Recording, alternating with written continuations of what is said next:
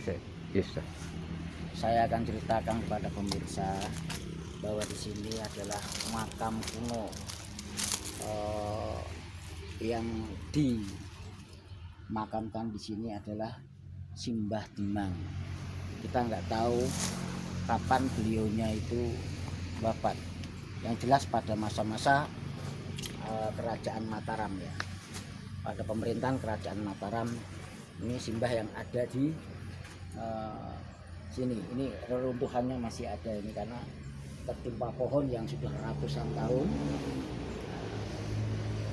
Terus ini dibangun lagi. Ini juga belum lama bangunnya. Juga mungkin ada tahun-tahunnya ini juga saya belum jelas tuh. Cuman di sini dulu sudah ada bangunan kuno.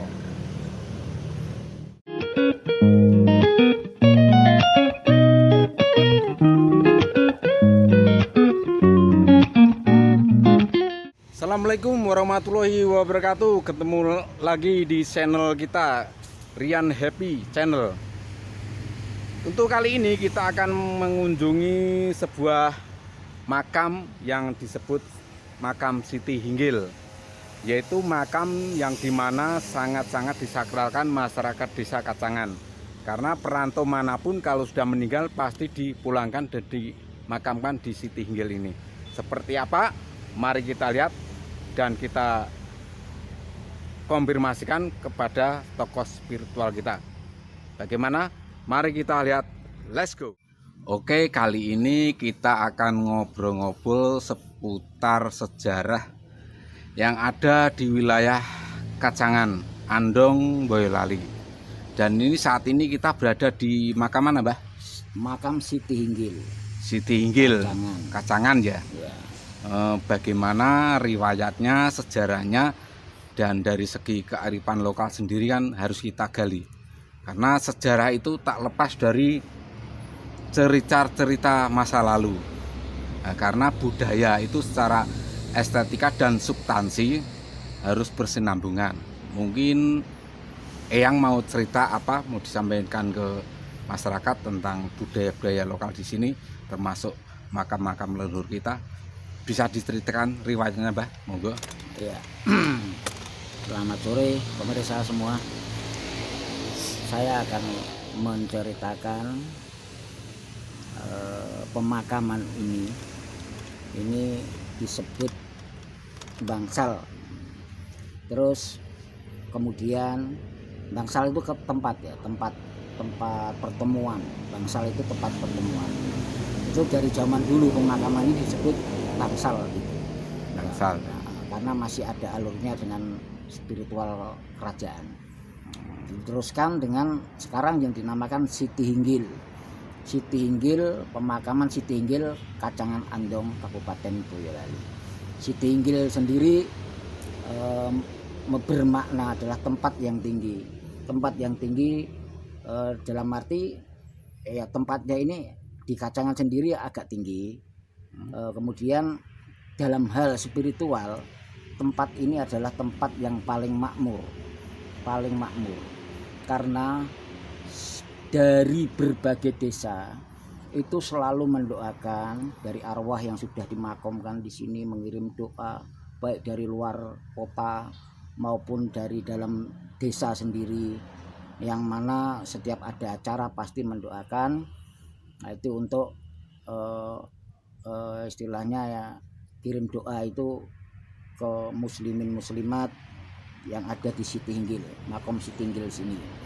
Gitu. Jadi kemakmuran itu orang-orang yang tadinya merantau ke Jakarta, ke Bandung, keluar kota dan kemana aja, itu kepinginnya juga dimakamkan pulang ke sini walaupun di sana sudah domisili gitu ya. Karena di sini memang terkenal makam Siti Hinggil yang artinya juga makam makmur gitu ya. Dikeramatkan. Oke, saya akan ceritakan makam ini adalah makam kuno. Makam ini dimakamkan dari berbagai desa, Kacangan, Karangjoho, Magersari, bahkan Ngelosari dan sebagainya ngumpul di sini. Ya, ini luas sekali. Cuman yang daerah sini itu adalah makam kuno, di mana di sini dimakamkan itu adalah Mbah Demang. Mbah Demang itu kalau zaman sekarang itu adalah Bapak Kepala Desa. Oh iya. Kalau dulu namanya Demang, karena Demang sendiri kan dari terah kerajaan dulu. Yang gitu Mbah Demang. Mbah Demang Ngarifin yang ada, dan sebelum Mbah Demang Ngarifin juga ada Mbah Demang.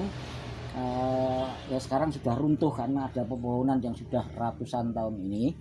Ya. Ini pernah runtuh, ya, terus menimbun, dan sekarang ada bangunan baru lagi.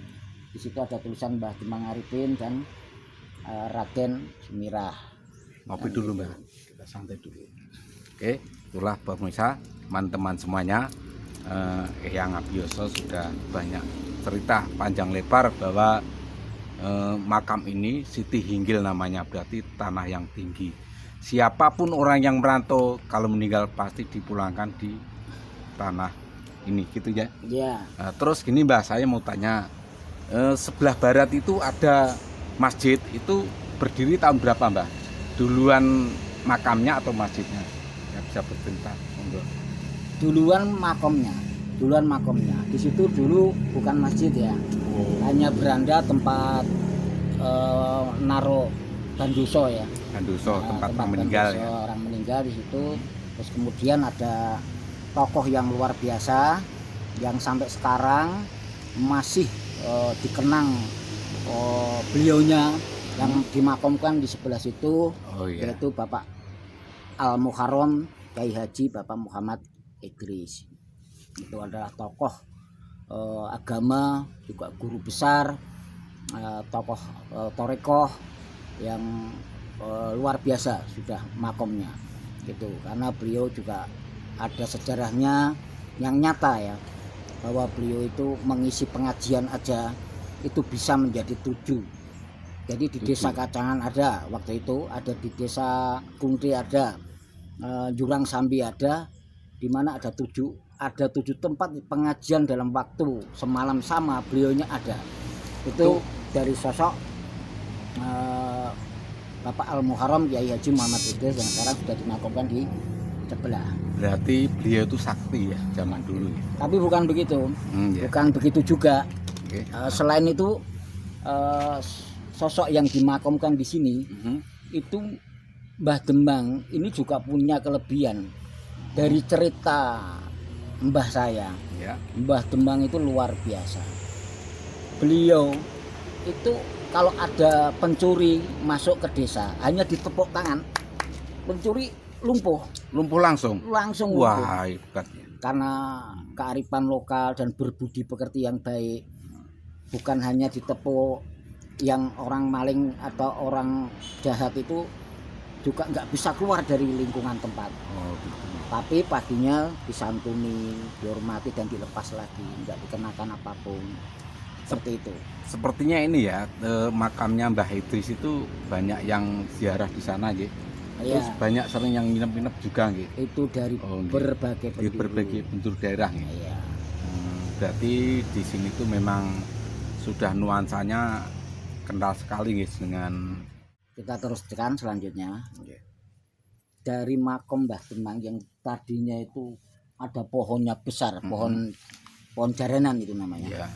Itu dulu waktu Orde Baru, Bapak Menteri pernah mendoakan Jimbahani ada di sini. Waktu itu saya masih kecil, tapi sempat saya Tahun berapa itu kira-kira?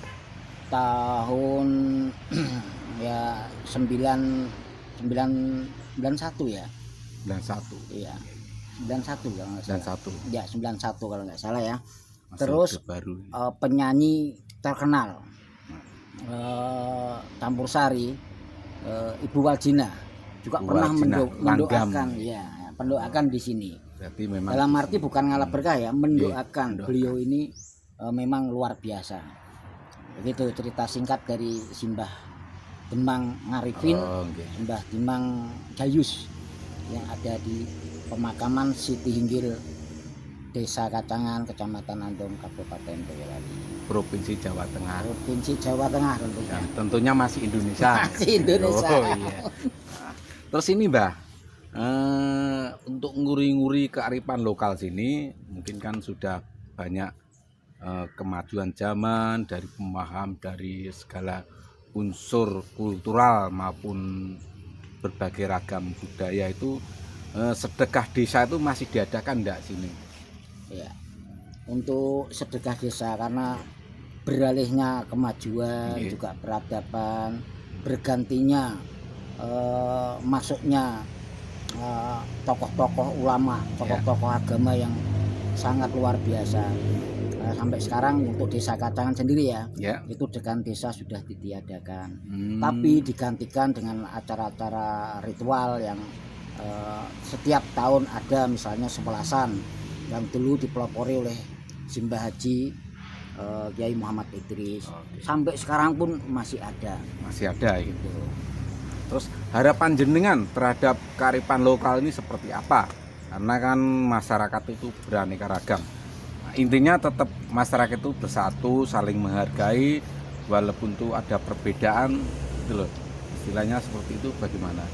Dalam sebuah wadah di daerah sini, walaupun sekarang sudah agama itu merupakan mayoritas ya, Tetap tapi pluralisme ya. cuman harapan saya tidak juga meninggalkan budaya-budaya, tidak juga meninggalkan Situs-situs jerih payah sejarah. sejarah nenek-nenek moyang kita. Jadi Oke.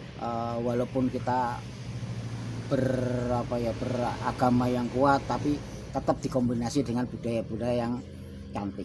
Gitu. Ya sekian Mbah, mungkin ada yang mau dipaparkan lagi. Kalau sudah ya kita akhiri. Kalau masih Oke, salam Oke. budaya, salam kearifan lokal, rahayu rahayu.